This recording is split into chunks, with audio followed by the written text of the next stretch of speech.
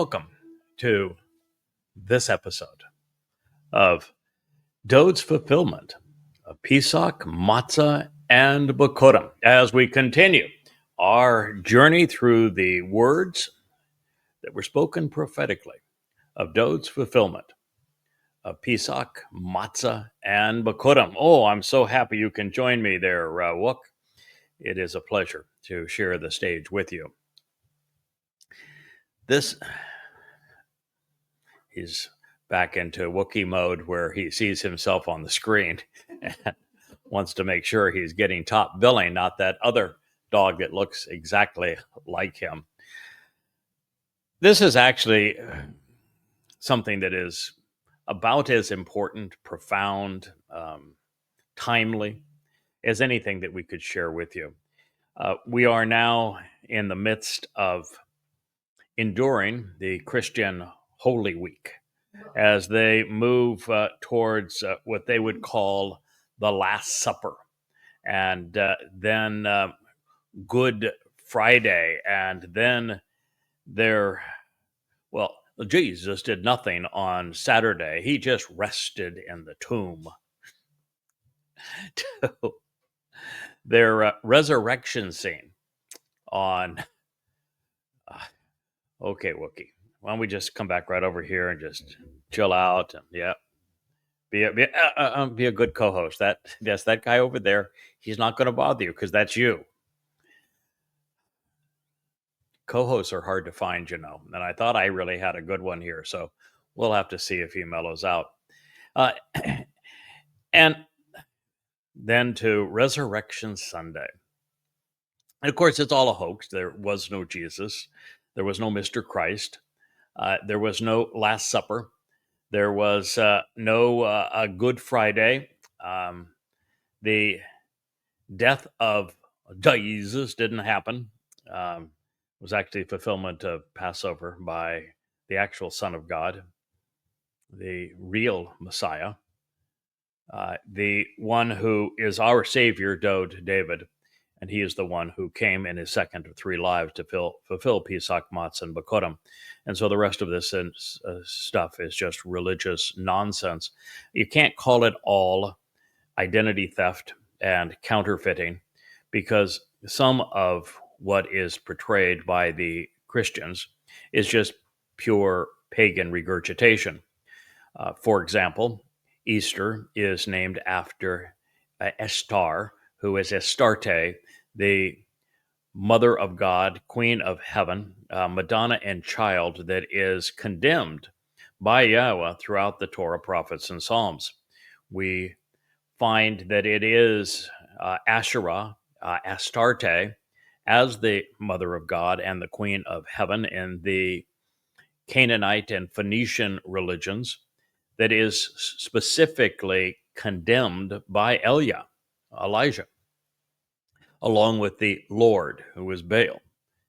These are the essence of the Christian religion, and yet Yahowah despises them, calls them false gods, and condemns them, and yet Christians named their holiest day after a pagan deity that Yahowah condemns.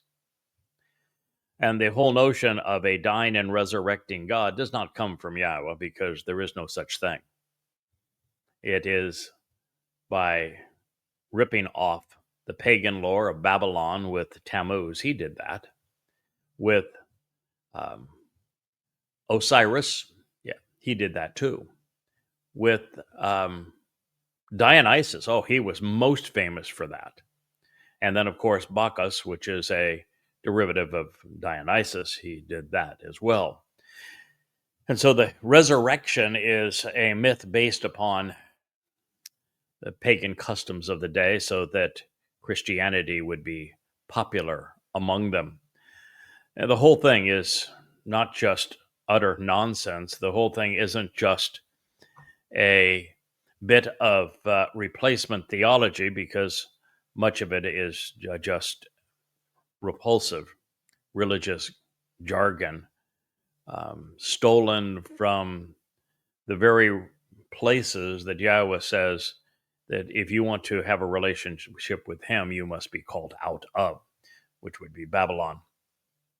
and which would also be the beast of Rome, and therefore Roman Catholicism. And so it is with a heavy heart that I fight this madness and monster throughout social media.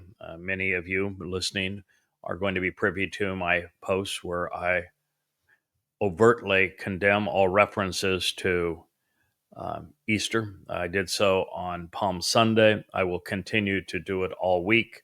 Every time I see a post that mentions anything about Mr. Christ, Jesus, a Easter, salvation through Christianity, faith, I assail it.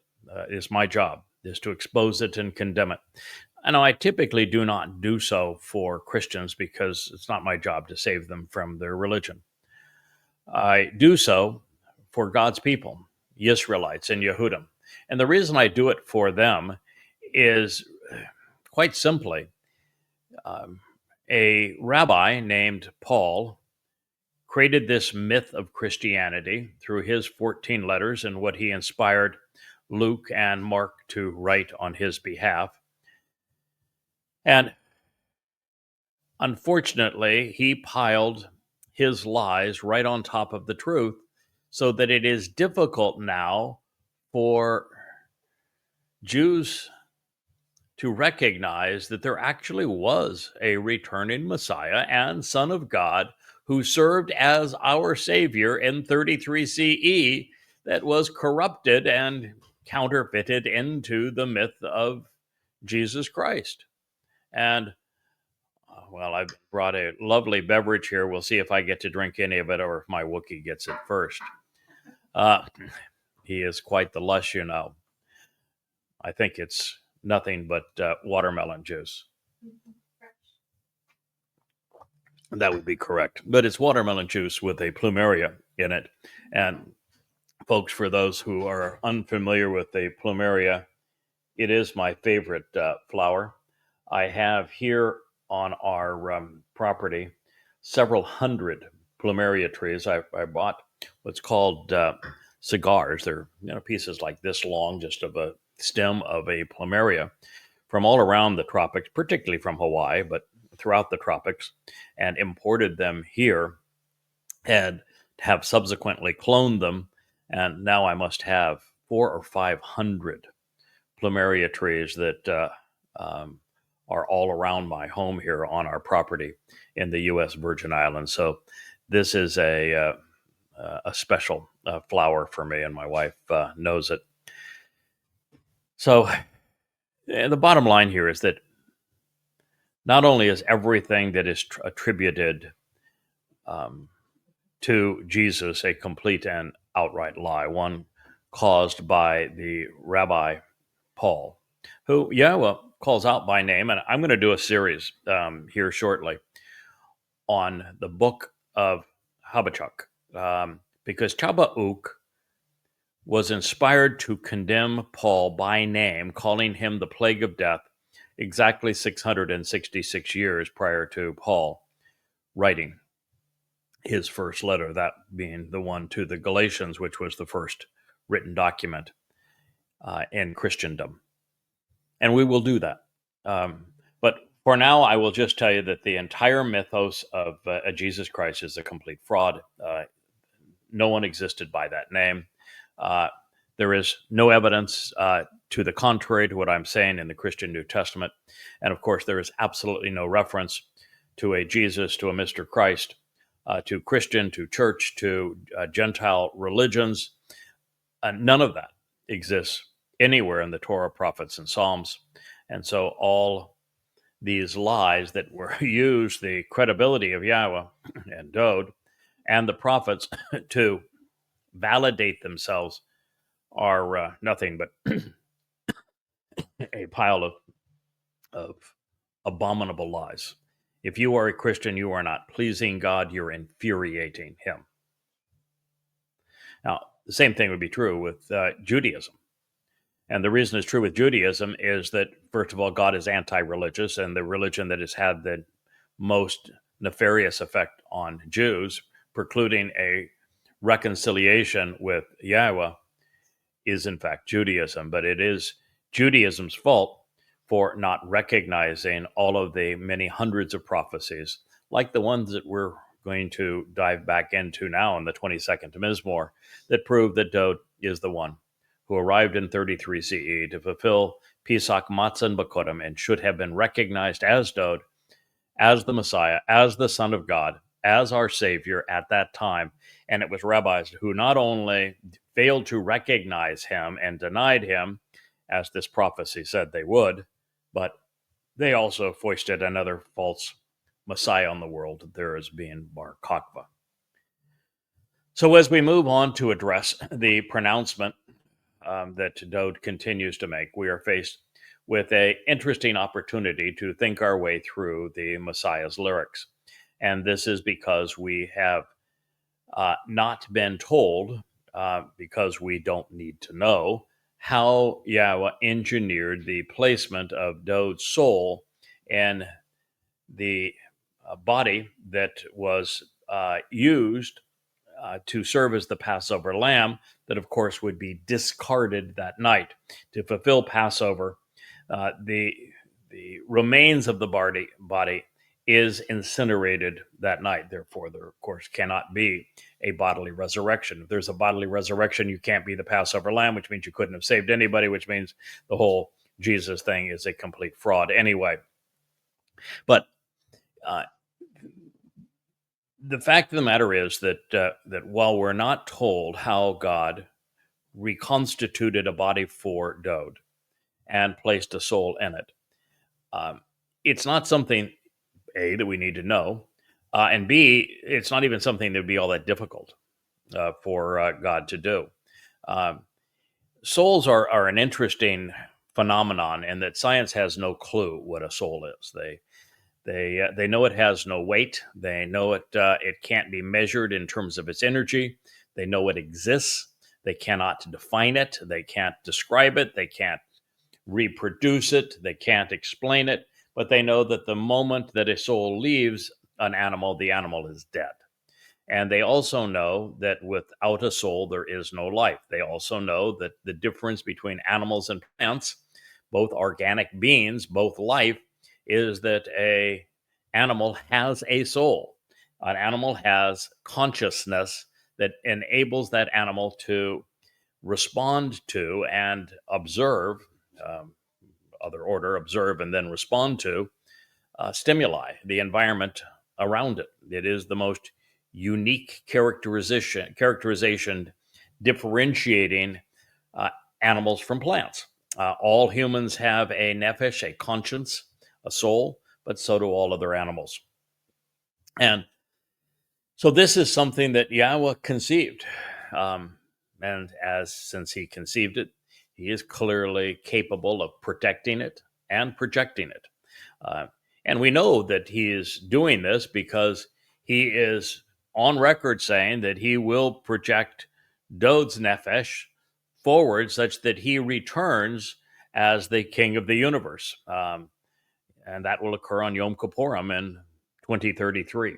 So it is souls also that we are told that we should cherish, because that's the only part of us that can move from this mortal existence to eternal existence. Because in eternity, our soul matters, but our body is useless. Just as the Passover lamb's body was discarded, a physical body past this time on this planet is completely useless and indeed counterproductive, because it's another problem with the Christian bodily reincarnation myth, is that it would be a move that would be entirely counterproductive.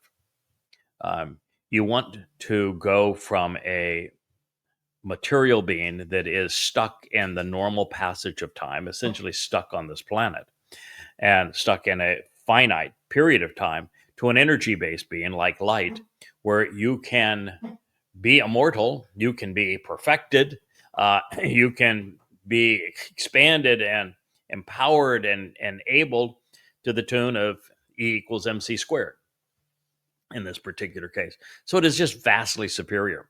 And it is vastly inferior to maintain a physical body, which is why the Christian myth is just stupid. Uh, now, recreating a body would also be fairly easy for Yahweh. It is obvious that DNA is a language. It is actually a three-dimensional language, and that languages all have those who are authors using them and deploying them and writing them. Uh, and in this case, Yahweh used DNA to write life into existence and to code different forms of life. Therefore, Yahweh would, having authored the DNA code, which is the only way that we can even explain its existence, is fully capable of using some of Dowd's DNA from his first life and creating a new body based on exactly that DNA match for a second life, and putting his nefesh soul, which Yahweh would have had in Shamayim, into it. So while we're not told the scientific process for doing this, it isn't hard to understand. It's not hard to explain. So now returning to the role of first-person narrator, which Dowd announces that he wrote this Mizmor, this psalm, and it is delivered in first person, which means that he is the one fulfilling Pesach, Matzah Bikurym. The principal author and actor, the eyewitness, the only eyewitness to these events, is the Messiah, Dowd. And he is trashing here what would become another Christian myth. Of course, he's writing this 1,000 years before Christianity would even exist. Indeed, says Key, truly by contrast, you, and this is from Atta, had me to gush forth and thrash about in normal childhood, normal childbirth, if you will. Gerach ani men brought me out through the normal pushing process only to wiggle around and fight through. The primary meaning of garrosh is surge, push, or burst forth as part of customary childbirth, making this a graphic depiction of breaking the water,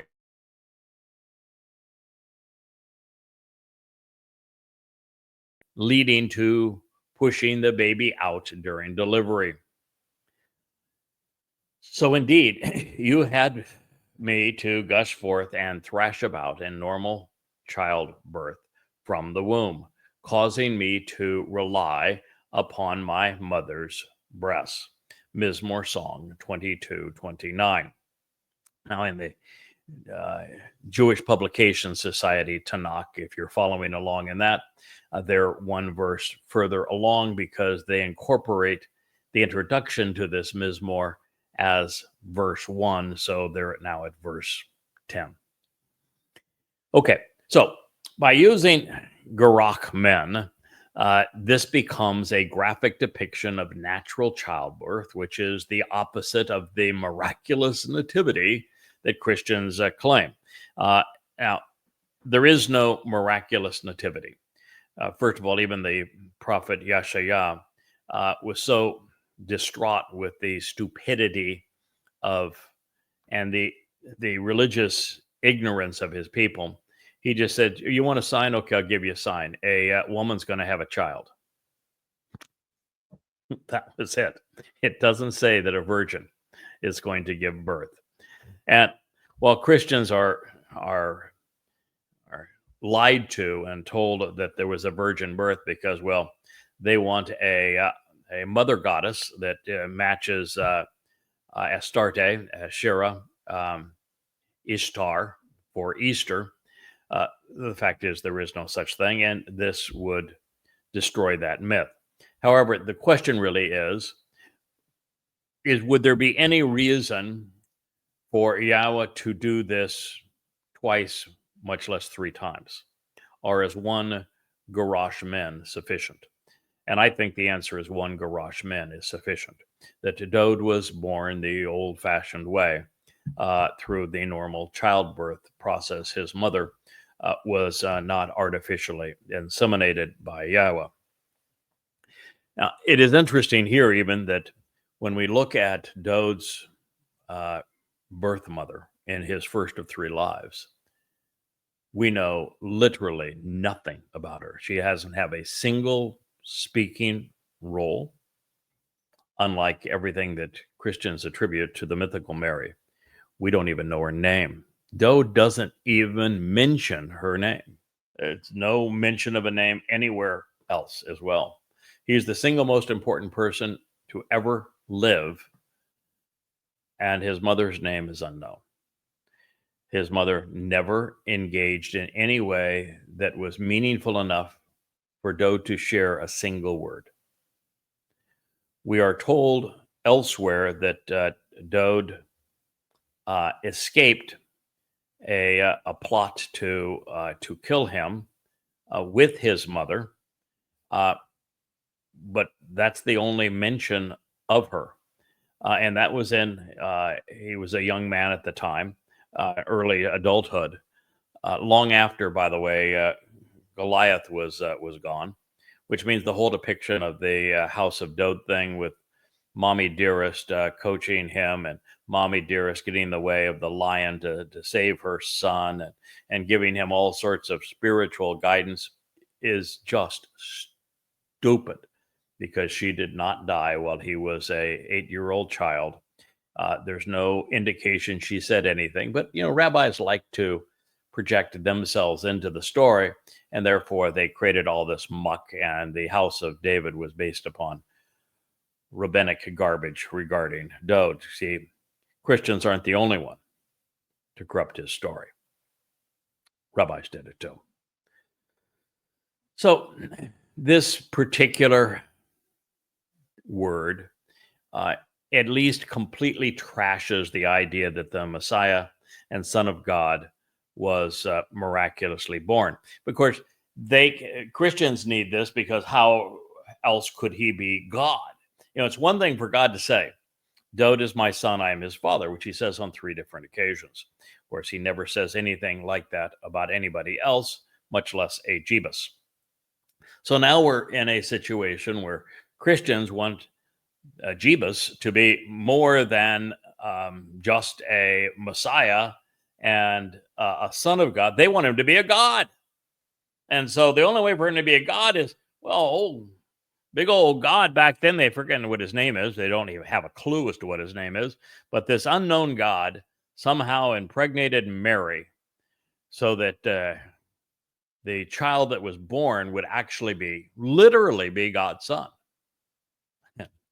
Not God's son from a figurative point of view. No, literally, God got Mary pregnant. Now, even beyond that, there is a 0% chance that Yahowah, did that, but beyond that he would choose a person named Miriam, because Miriam is the example, the one example in the entirety of the Torah where we're told she is so wrong, so obnoxious, so rebellious, so contentious, that Yahowah said, I don't give a damn if your father spit in your face. And that's graphic language, right? Said that to her. I wouldn't care if your father spit in your face. You're ostracized. And not only ostracized, you're leprous. You're diseased. You're nothing but a mad hornet, a fatling. Never going to be reconciled with Israel again. Well, she came back into the community. She didn't come back to the community that was associated with Yahowah. And when her name is mentioned the one last time in the Torah, it's used specifically in Devarim to say she is the example of divorced, gone, estranged, never to be back again. And her crime? She claimed that she too spoke for God, which is what the Christian New Testament writers are doing, that they too spoke for God. Her crime is the very crime that they did. So by choosing that name, they're saying that they are both guilty of that crime and stupid. So I think that what this is telling us is for certain that Dowd's first life was as the Son of God, as the one that God chose to define as his firstborn son. as a prophet, as king, as the one inheriting all that Yahweh has to give as his firstborn, that as his chosen one, that Dowd's first coming into this world was the old-fashioned way. His father, Yishai, impregnated his mother, we just know that his mother wasn't, well, mother's not part of the story. There's some question about his mother's um, reputation, his mother's um, heritage. We just we all we're told is that there's something wrong there, but he was definitely born the other way, and that's why Dowd was out there shepherding sheep and not with the rest of his brothers with Dad. He was ostracized because, well, he had a mother that there was a reputation issue there, and yet he was born the normal way. Um, I personally I find this sort of interesting. That particularly for me, my father was exceedingly abusive, and my mother sided with my father, and that's tough for a young man growing up. So I know what it's like to be in this kind of a situation. Um, and I know that it was the best thing that could have ever happened to me because I had to overcome it. Overcoming a abusive father is not easy. Overcoming an abusive father when your mother is supporting the one who is abusing you as opposed to you as her child makes it harder. Yishai was a jerk. Dowd's father, oh, he was a bummer. I mean, this way is depicted in the house of David is just not true. Everything he says is contrary to what's true. And his mother has a questionable reputation. So that's how he came into this life, and he overcame those things, and in overcoming them, he developed character. I've been kind of forced through this expression in social media, which Iowa asked me to engage in after having spent 23 years as a translator of his testimony and commentator on his words, and books like these. And in fact, this is the book right here that the 22nd Mizmor is presented, that I'm sharing it with you out of. That I always wonder what it was about me that caused God to say, okay, you're my guy. We're going to do this. I'm going to reintroduce my name through you. I'm going to reacquaint Yisrael and Yehudim with Dowd and what he has accomplished through fulfilling Pesach, Matzah, and Bikurym, that he is the real Messiah, Son of God and King through you. And I'm going to expose and condemn religion through you. What did he see in me that would cause me to him to choose me? And part of it says, well, I was by default. There was nobody else that was willing to listen and do this job. But that's not really true. And I've been making a lot of posts here on X, and as I do, I just like we're talking about things, and I'll get back to this story, but I think it's important here. We're talking about tariffs and the imposition of tariffs on China and what the consequence is going to be and how that's supposed to be stimulating American manufacturing. And I ended up writing a whole essay on my personal experience. The fact that I was among the very first people, maybe the first group, to go into China after Nixon made it legal, and had that experience and met with all the dignitaries in China, as well as the common people of China, back now 50 years ago. And that 40 years ago, I was among the very first, if not the first, to begin to open enterprise zones inside of China based upon lovely, productive relationships with the Taiwanese businessmen and businesswomen. And I'm also a unique in the sense that I began U.S. manufacturing. And I was challenged to find people who could make tools, dies for the products that I had invented, and was challenged to find laborers who you could teach to do a job and work against all of the U.S. restrictions and all of the rules that favored the employee over the person trying to hire them, and the taxation and I learned firsthand that China didn't beat America and rob America of these jobs. America lost them because it became too difficult to manufacture in America. And we lost the infrastructure for manufacturing. And we lost even the will to work at a manufacturing job and to produce value. And I came to know the Chinese. I came to know these enterprise zones. And I lived it. Just like Moshe lived the religion and the militarism and the caste system of Mitzrayim, Egypt. He knew it because he lived it. I lived it. I knew these things. I was writing today about Franklin Graham, claiming that that Jesus died for that anybody believes in him would have eternal life, and I was able to say, I know where Franklin Graham was educated. It was Liberty University, and I knew the founder of Liberty University as well, maybe better than anybody ever.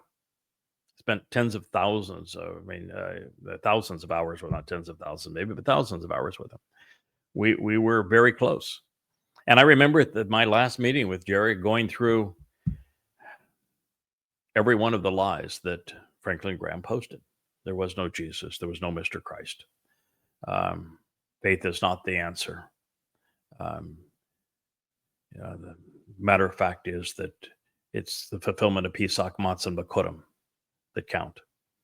And there is no mention of a Christian, no mention of a Christ, no mention of Christianity anywhere in the Torah, prophets, and Psalms. And I had this long meeting with Jerry. At the end of it, he said, "You're right. Everything you said is true." And that's where Franklin Graham was educated, which means that Franklin Graham knows that it's not true. He does it for the money, for the prestige. But who else has had that kind of an experience? I've traveled in 175 countries. Who else has had that kind of experience? The world is going to war against Russia, using their Ukraine as a proxy. I'm one of the first people to ever travel through Russia from Leningrad at the time, as it was called, all the way into Siberia and back with a KGB agent. It's an amazing circumstance. And it was during that time that I learned to despise communism and socialism. And I was actually able to witness the contrast between East and West Germany, for example. Not only the contrast between the Soviet Union and the United States in terms of freedoms and opportunity and economic progress and that sort of thing, but I got to see free enterprise versus socialism side by side in East and West Germany. I also got to see that there was no difference between fascism and socialism, the same economic system, and was able to witness. How many people have also had the experience of being in the concentration camps and being in them in Poland at the time that Poland was still off limits to Westerners because it was inside the Iron Curtain. And that stifling environment. And shooting off my mouth and being escorted out of the Iron Curtain. Romania was my last stop at gunpoint. I've always had a big mouth. I've always stood my ground. And so Dowd was special here because, he was born the old-fashioned way. And he had a crappy father, just as I did. He had a crappy mother, just as I did. You've never heard me cite anything from my mother, have you? You've never even heard me name my mother, have you? He didn't either. there was nothing to say that was useful or edifying. And so his recognition that he was born in the old-fashioned way in travail. I mean, this is a tough term. This is travail. It's just telling you a little bit about his past that made him who he is. But it would not have occurred in his second or third life. Now, is it possible that Yahweh said, "All right, I'm going to have my son, the Messiah and King, who, well, uh, he is the one who conquered Jerusalem to make it the capital of Israel. He's the one that unified my people. He led 66 battles to defend my people. He's the one that acquired the Temple Mount. He's the one who wrote between the Mashal and the Mizmor, 100 of them, as the most prolific of the prophets. But I think I'll have him come back as a little baby, and to have to endure with these numbskulls for 33 years until we fulfill Pesach, Matzah Bikurym? Nah, it makes no sense. So I think Dowd was brought back. Maybe 3.5 years would be a nice time because Dowd's first life ended 3.5 years before year 3000 before Yahweh laid the cornerstone of his home through the 89th Mizmor Psalm.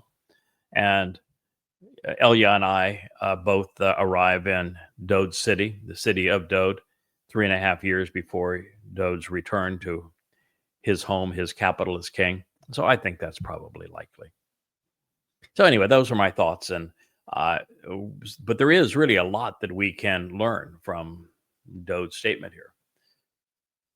So, as in his first life, Dowd was a newborn child like any others, and he had to rely on his mother's breast milk to fight infection to survive. This is as ordinary as childbirth gets. So sorry, Twistians, with your Christmas pageantry, but you got it all wrong. It simply did not happen that way. Surprisingly, even with billions of examples to study, scientists, I've shared this with you before, but I might have another insight that I can offer, and maybe just I'm going to reinforce what I've already shared with you extemporaneously. But scientists simply do not understand how a soul is generated during conception. There's no concept. They don't even study them anymore. They cannot describe its composition.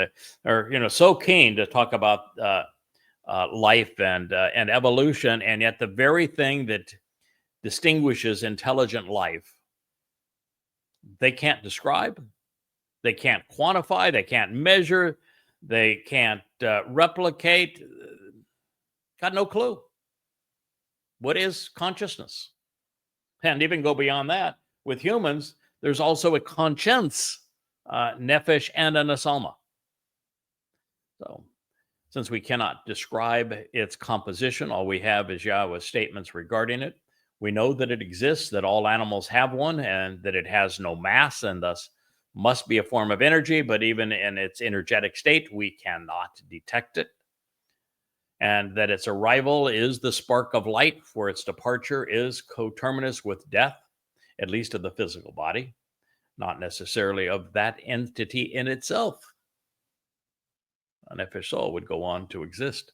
It can be terminated, as God does in most cases, but it could continue to exist incarcerated or liberated. Therefore, based upon our inability to study even the most fundamental aspects of a nefesh soul, we should not be surprised that Yahweh clearly didn't define the process here, although we are told constantly that what happened next is the opposite of what happened prior to it. That Pesach is about the Bashar, the body serving as a herald, and that Matzah's fulfillment, as well as Bikurym, is about the nefesh, the soul, the consciousness of Dowd being the actor. Furthermore, I think that, as I've shared, the previous line depicting natural childbirth was literal of Dowd's first life, which was in travail, serving to denounce the fabled virgin birth of the counterfeit in his second life. There would have been no purpose to Dowd to return as a baby to endure Pesach and Matzah. We just as he's going to come back as king. When Dowd come back, Yahowah says he's going to come back Elyon, as if God, brilliant as the sun in God's presence. He's going to reign as king. He's going to anoint the mercy seat of the Ark of the Covenant. He ain't going to be a baby. And so there's no reason to bring him back as a baby in the second life either.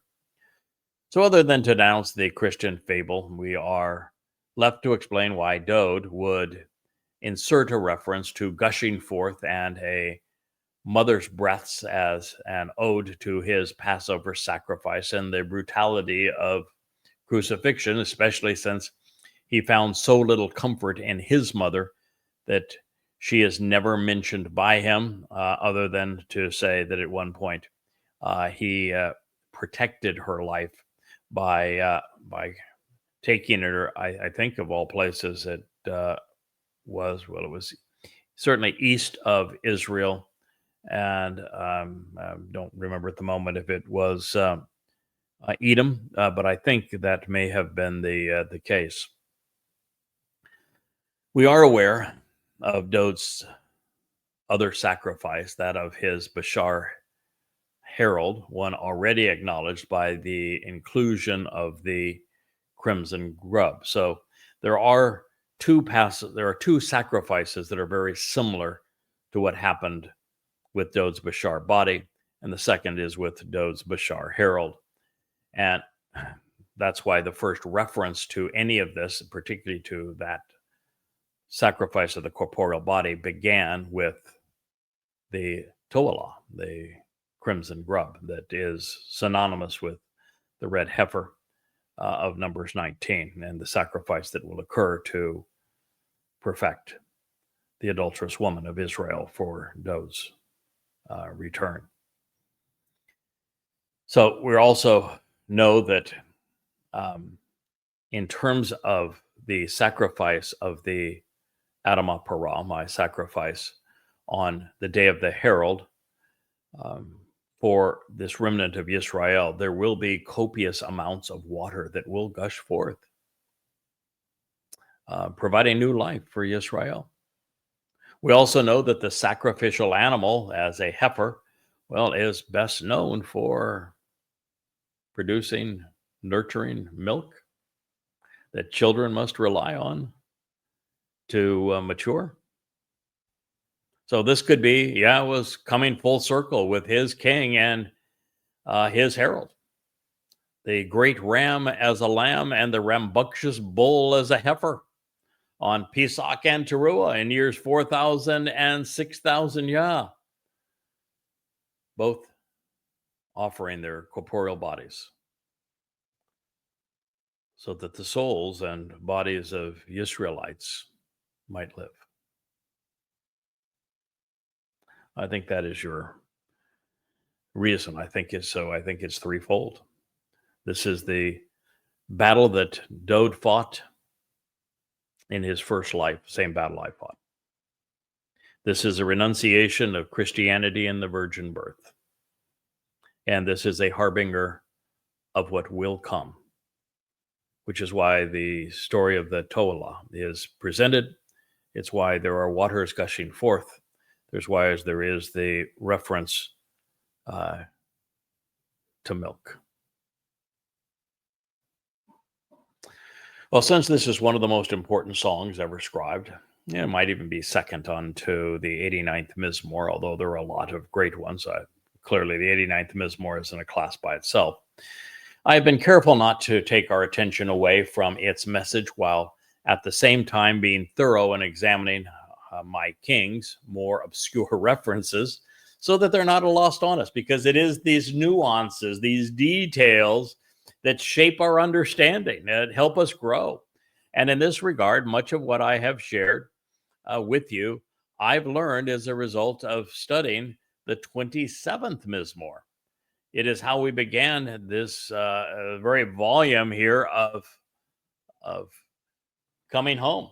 Dowd Beloved, Volume 3, begins with a review of the 27th Mizmor, because you need to understand it before you appreciate everything that we're covering right now in the 22nd Mizmor. And so here's some insights from it. Yahweh, he is my light. He is my illumination, my enlightenment. He is my freedom, my deliverance and salvation, Yasha. Or and Yasha, what a pair to draw to. So whom should I respect and revere? Yahweh. Yahweh is the protector and fortress of my life. From whom should I fear? Wow. I just love these heartfelt renderings and lyrics from Dowd. You know, it begins with Yahweh, which of course is a death knell to rabbinic Judaism and to Christianity because they completely ignore the name of God. Yahweh is my light. That is what we're being transformed into, is light energy. We're being delivered from our physical bodies and even from our guilt, even from mortality as light. And Yasha speaks of all of that. And it is through a reverence and respect of Yahweh that we are protected from these things. And who was it that protected Yahweh but his Ruach spirit when Dowd was delivered into Sheol? That is how his life was preserved. So Dowd's saying, that being the case, who should I fear? That's my position. You've noticed I will be as blunt and as bold as is humanly possible. I fear no one. I'm going to tell you the truth. I really don't care how you respond to it. My job is to tell you the truth. And I do so because I don't fear any human. I don't fear any nation. I don't fear any religion, nor did Dowd. By encroaching upon me, immortal and ignorant countrymen seek to devour my person and my message and consume my body and proclamations. Here we are at Bashar. Bashar is something that I share with my Messiah, my King, and that we both offered our Bashar, I will, and he has, corporeal bodies to fulfill Moed Mikre. And we're both heralds of Yahweh's name and of his story and of our roles in his story. And as a result, we are both encroached upon by immoral and ignorant countrymen. My belittling adversaries, Shar, another loaded word, they will stumble and bring injury and ruin with their approach toward me, and they will fail and fall. Mizmor 27:2. We both are attacked by countrymen. I'm not sure that Dowd is attacked any more viciously than I am, but we both endure it, and we both endure it because we are both Bashars, heralds of Yahweh, and we will both offer our Bashar, herald, corporeal body, to serve God's people. And our adversaries are those who will cause the Sar of Israel. They're the ones who rebelled against Dowd, but they are also the ones who are now responsible for the approach of the time of Yisrael's Shar, Yisrael's troubles, a time that's worse than any that has ever appeared prior in history. And the time of Jacob's troubles, well, it seems like it's already begun with the 10/7, which is exactly 10 years prior to the end of them all on 10/7/2033. The fact of the matter is that the worst of the time of Jacob's troubles actually commence. This is 7 years before Dowd's return on September 22nd, 2026. And the purpose of these attacks is to cause us to stumble. Though did not. I will not. It is they who will fall. Even with him being pitched and inclined against me, my heart and thinking will not be anxious or apprehensive, nor show any fear or respect. Dowd was not quite as bold as I am. He was certainly bolder than I am when it comes to facing Israel's militant enemies, because he picked up his sword and fought 66 defensive battles on behalf of Israel. And I've not been asked to pick up a sword, but simply a pen. So we are different in that regard. We're also different in that the person who has been the most attacked and besmirched in all of human history is David. He has been robbed of his title Messiah, been robbed of his position as Son of God. He's been robbed of his accomplishment as our Savior. He's been robbed of every which way. And no one has contributed more or had more taken from him. But he said, the very fact he's saying, I'm not going to be apprehensive or anxious about this, what that tells us is that as a prophet, he has foreseen his redemption. Not in the sense of him being saved, but in the sense of him being embraced again and respected again by his own people, Yisrael, who he's already acknowledged denied him in the 22nd Mizmor. That is the job that I'm doing for him. Even if he is rising up and taking a stand against me to do battle and fight against this, I will remain confident and reliant. Dowd stuck it out. He, in his second of 3 lives, he was assailed, and yet he honored the promise that he had made. He fulfilled Pesach, Matzah, and Bikurym.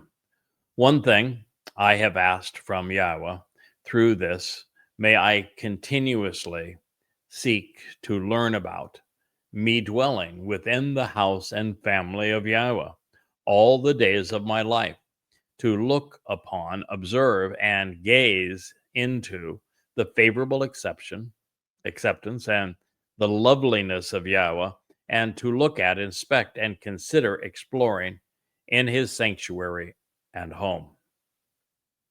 27:4. You know, there's a difference between what Dowd volunteered to do and what anyone had done previously, and what no one other than myself will do going forward. But in his case, his situation is infinitely more difficult than mine.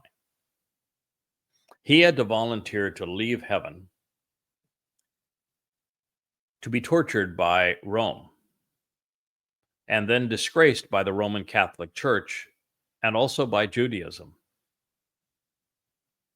He had to not only volunteer to fulfill Passover and allow the beast of Rome to rip the skin off of his body, but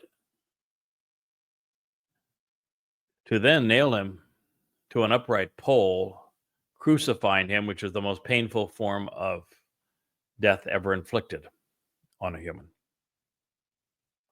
And then for those who were occupying his city and his country, that he was king, to demean him and denounce him, all while his own people demeaned and denounced him.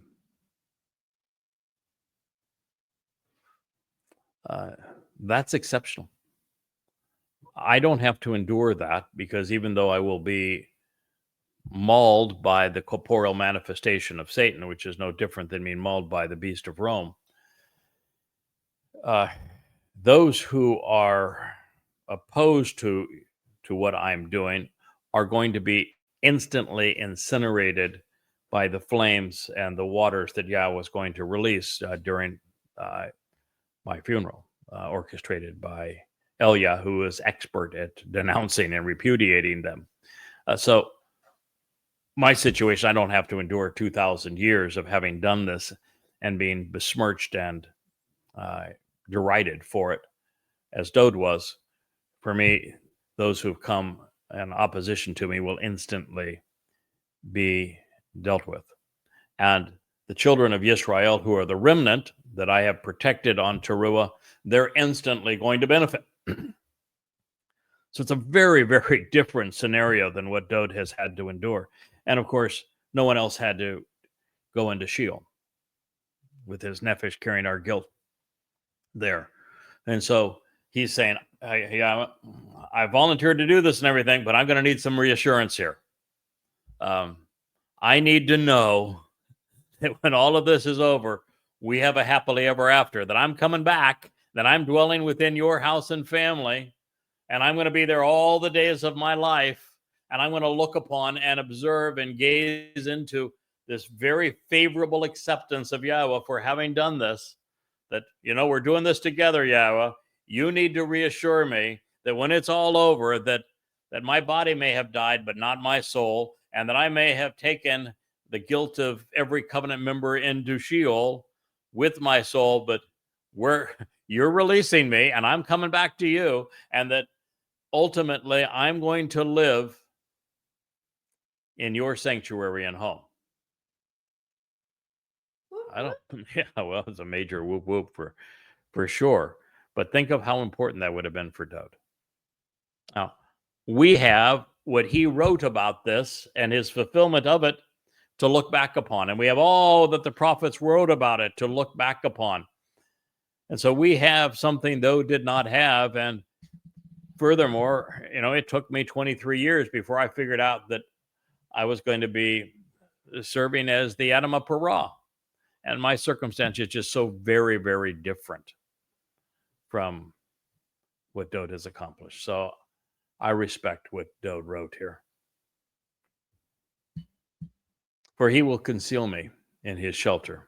During the day of destruction of shepherds and harmful countrymen, he will conceal me, causing me to vanish in the protection of his tent and tabernacle. Yes, as Rome would come to destroy the city of Dowd and destroy the very tabernacle there, the temple, and then come back and destroy all of Yehuda, and then the Roman Catholic Church would oppress it, and the Muslims would oppress it and subjugate it, and mankind every which way, that Yahweh removed him from all of that and protected him. Dowd is exactly where Peter and Paul said he was not. They claim that Dowd did not rise up to heaven. And this says exactly the opposite, that it's the harmful shepherds, the harmful and destructive countrymen who have attacked Dowd, trying to diminish his purpose while Dowd lives on. Then it reads, with a sharp crag, a divisive crag. That would be me. My name is Craig. He will lift me on high and will increase my prominence. 27:5. And then my stature will rise above my opposition, who are rancorous towards me on every side surrounding me. That is what I've been called to do. That is my life's work. No one else figured it out, not in all of human history. I was the first to figure it out. I was the first to step up and said, I realized telling this story is going to be the most difficult of my life, because the most popular religion in human history has robbed Dowd of all of this, and they're going to despise hearing it. But I'm not going to shirk from that responsibility. I will, as the sharp crag, lift Dowd up. I will increase his prominence to where it is deserved. I will increase his stature, and his stature will rise, and his opposition and those who are rancorous towards him, they will fall. I can assure you that I will see this job through. I want the sacrifice prepared in his radiant tent and tabernacle with the sacrificial offerings killed and presented during Towrah.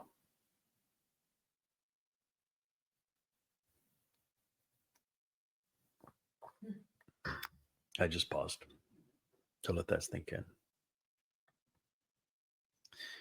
The culmination of my mission to elevate Dowd, to restore his reputation, to repudiate the myth of Jesus Christ and Christianity, and to reposition Dowd where he belongs as the firstborn son of Yahowah, of our Messiah and our returning King.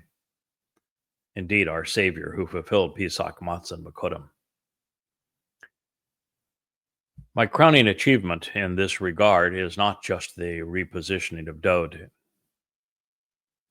and to his proper prominence with Yahowah.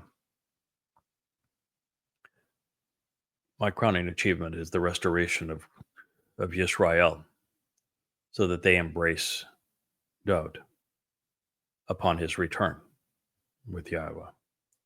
And for that to occur, I must offer my Bashar body as the sacrifice, the Bach, before the radiant tent and tabernacle, as it will be restored and placed where the Dome of the Rock once stood. It will be removed, and a replica of the radiant tent of the tabernacle will be restored, and in front of it, in a four-horned replica of where the sacrifice would have been offered, with two horns representing the Passover lamb, Dowd, and two being myself as the bull. My body with planks of cedar, To'ala, thrown in, is up. Will be consumed by the fire that Yahowah will light. And with waters that pour out from the Temple Mount to cleanse God's people and the resulting ash. And it's all going to occur during Towrah, Yom Towrah, the day of the herald. Here it is, and the 22nd Mizmor. Yeah, it's first time I've heard a whoop whoop on this from my my wife, because this is a sacrifice. It is a big deal, and Dowd knows it. And so Dowd says, so I choose to sing because I want to make music for the enjoyment of Yahowah. That's why Leah, as a child of Yehudim, sings. The purpose of this sacrifice is the adulterous woman that is Yisrael, the final remnant of the mortal survivors of Yisrael at the end of the time of Yaakov's Sar troubles. They will be prepared finally to embrace Dowd as their groom. In the story of the adulterous woman in Numbers 5, as the presentation of the red heifer, the Adamah Parah, serves his function in Numbers 19. That is what's happening here. Your desire is to listen, Yahowah, to my cold voice, as I, Kara, called out. Boy, you have decided to favor and distinguish me, Chanan. Your will is preoccupied with me, to sing with me, to communicate through me, and to respond by providing me as the answer. Anah. Oh, 27:7. Every word. Powerful. I mean, boom, boom, boom.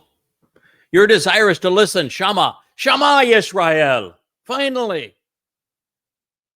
To whom? Yahowah. Dowd and I share. We both speak for Yahowah. Kol. we both fulfill. Kara, we both serve as those who call out, reciting the invitation to meet with Yahowah. Kara, you have decided to favor and distinguish me. Chanan, God is offering the ultimate gift of life through us. Your will is to be focused upon Dowd, to sing with me, to communicate through me, and to respond by providing me as the answer, Ana. Ana is the single most misunderstood and yet important word in the fulfillment of the 7 Moed Mikra, where we're asked to answer Yahweh's invitation. Kara is the invitation. Ana is our response throughout the Moed Mikra, so that we could come into Yahweh's presence. And we do that by listening to Yahowah as these invitations are made, Kara, regarding our opportunity to be favored and loved by Yah. And the ultimate answer to all of this is Dowd David, which is why his herald sings his songs. Mizmor 27:7. Regarding you, my thoughts and judgment acknowledge that you have chosen to call my presence into account. Therefore, your appearance, Yahowah, I consistently seek, request, and inquire about. 27:8. Dowd was inclined to think about and acknowledge, to answer Yahowah. Leb. His heart was after God's, which means that his judgment was consistent to Yahweh's.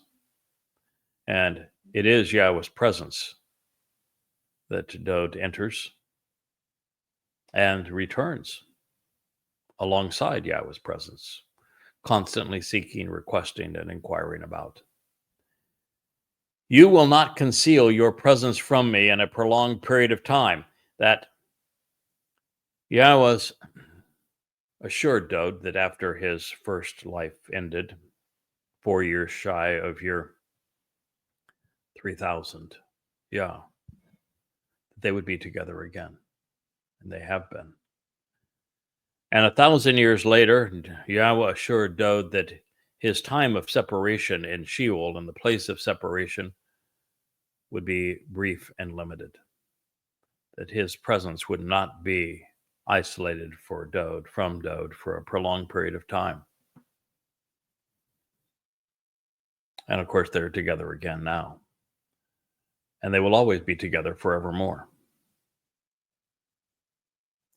You are not inclined to spread out or elongate frustration, resentment, or grievance with your coworker and associate. Dowd ran into some difficulties in his first life where there were some grievances between Dowd and Yahowah. Dowd's not perfect. He's like all that work with Yah. We are flawed. Yahowah likes us that way. I know he likes to perfect us, but he likes working through lovable rogues, people who are flawed but passionate. Like us. Like us. Just like us. And you notice this was a Ebed Ata, your coworker. God does everything through us, with us, because of us. This idea in Christianity, for example, that God did the work, that God came and he was the one who died. Nah, doesn't happen that way. God worked through us. He has chosen to work through Dowd, his ultimate co-worker, but he chose to work through Moshe as well. And he worked through the prophets, whose words that we cherish. And now in the end, he has chosen to work through me, whether you like it or not. You have been my helper, my influential and powerful assistant, Ezra. Yes, indeed. By the way, Ezra is the person who's credited in writing the 89th Mizmor, but Yahweh wrote the 89th Mizmor, and it just says that speaks of Yahweh's ultimate role in assisting Dowd. And this is the way that God intends it to be. We don't help God. God helps us. We don't lift up God. He lifts us up.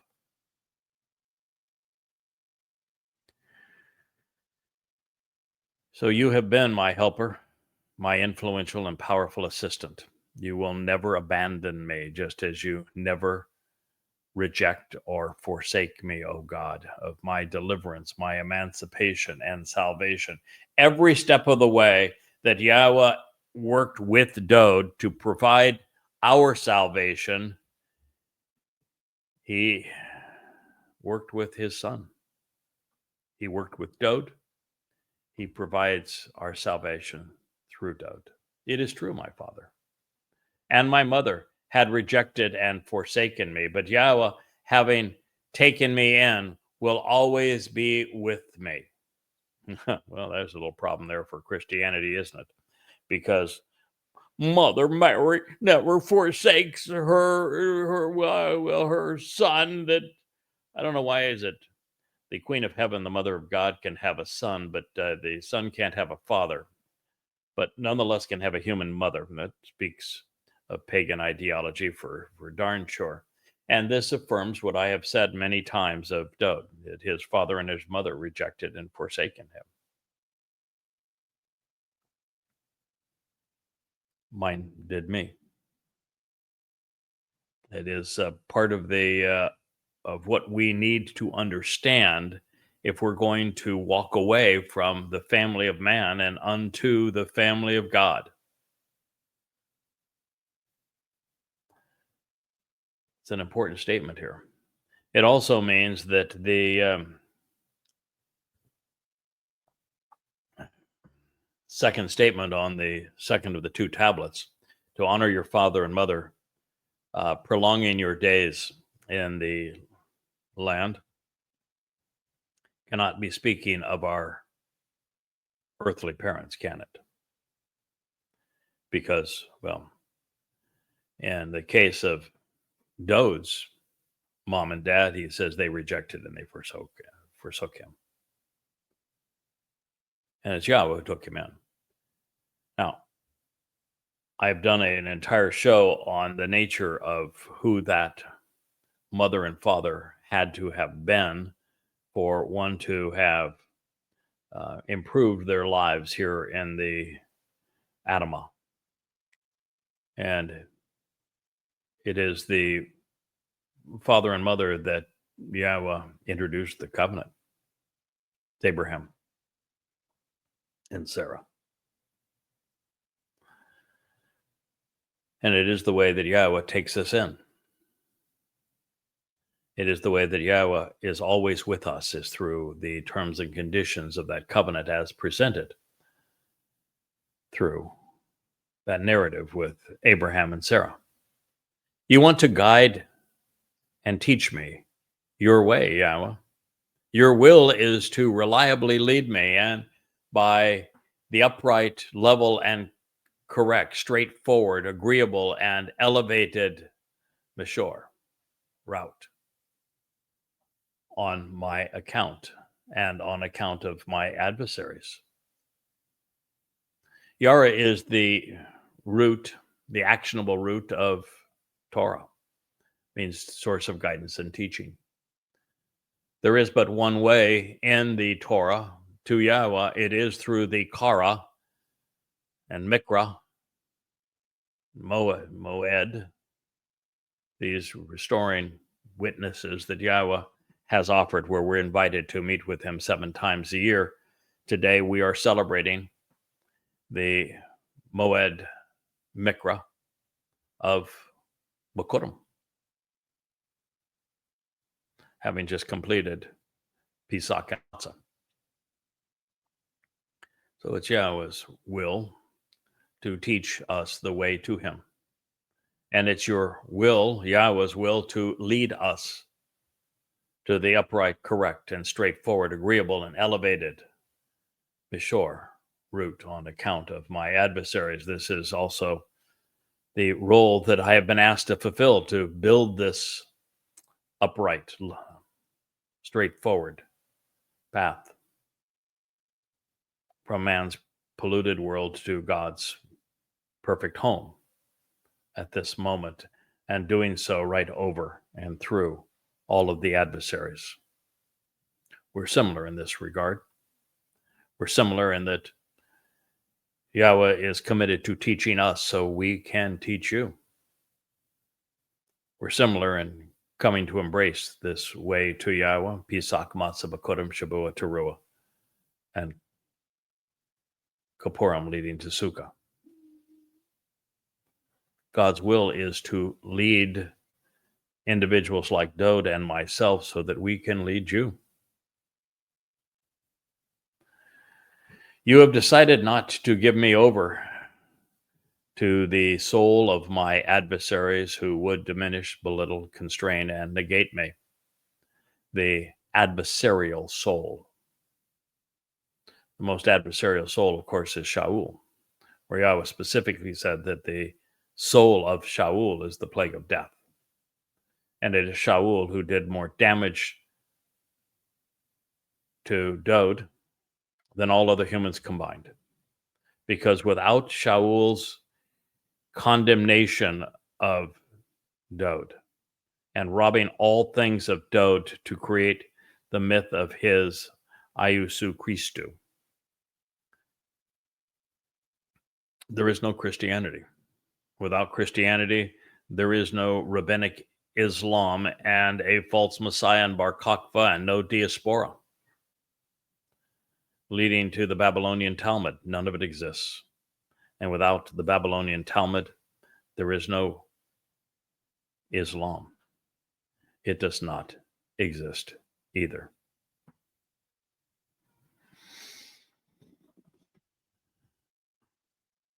So, you have decided not to give me over to that nefesh sar, that adversarial soul, who would seek to diminish, belittle, and constrain and negate me, who indeed will have risen up and established to take a stand against me, to bear false witness, to provide deceptive, misleading testimony, and commit fraud.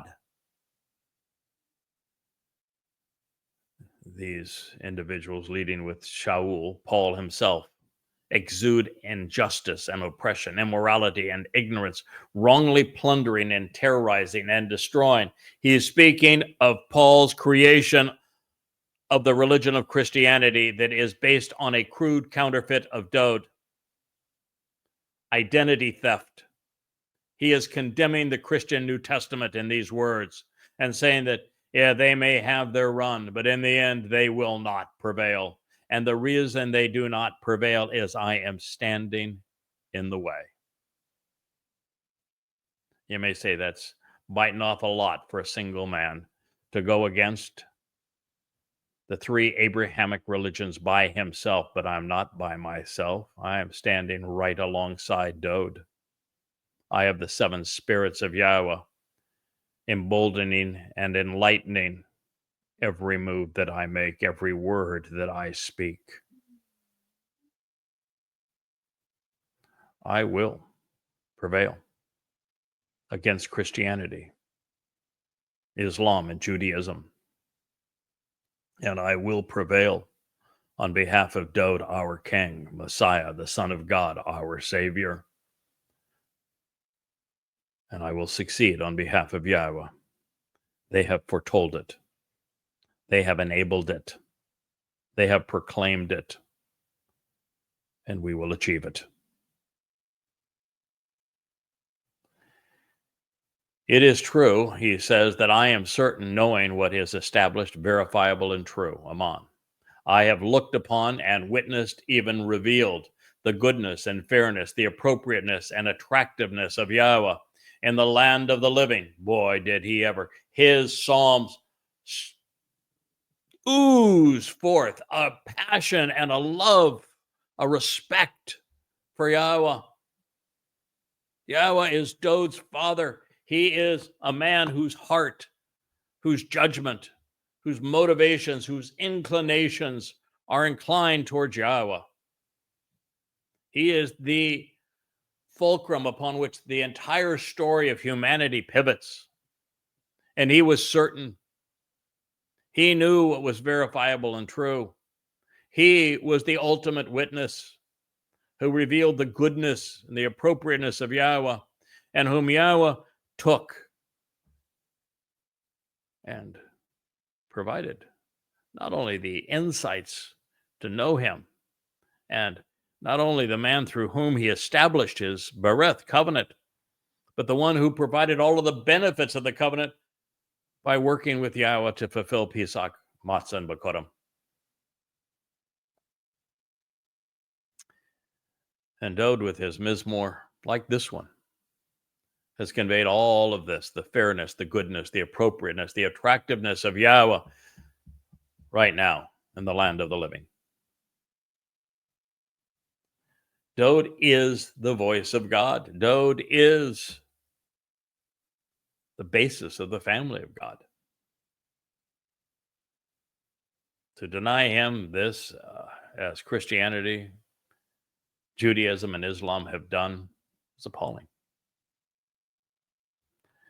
You should choose to confidently place your expectations for a beneficial result, looking forward to Yahowah. You should want to be strong and to prevail, to be as tough as you are intense. And with your courageous character and reinforced judgment, you should choose to confidently place your expectations for a beneficial result by looking forward to Yahowah. Psalm 27:14. Hey, isn't that the truth? One of the advantages of going from the spoken word or the written word to the spoken word is that I can convey this confidence to you, looking into this camera and speaking directly to you in a way that cannot be done with simply ink staining paper. You know it's true. You can feel it. You can see it. It resonates within your soul. I am as Dowd has requested, and you should be too. Confidently placing our expectations for the ultimate beneficial result, looking forward to our time with Yahowah. You should join me in being strong, because we prevail. Be as tough as you are intense. Be courageous. Show your character. Be motivated by reinforced judgment, confidently placing your expectations for this beneficial result by looking forward to being with Yahowah. With every word, Dowd is explaining this portion of the 22nd Mizmor to us. Not only did Dowd come to appreciate the enduring love and support of his heavenly Father, all the more because he was deprived of love in his initial inception. But it is by coming to rely on Yahowah that he would be the ultimate herald, that he would direct his bashar, that would rise above his adversaries and be accepted by his people for what he has achieved. Which is why he mentioned the sacrificial offering that will be made on behalf of the red heifer, the Adamah Parah, this man of the earth who is productive, this bull, during Towrah. As a prophet, Dowd knew how this would all play out over time.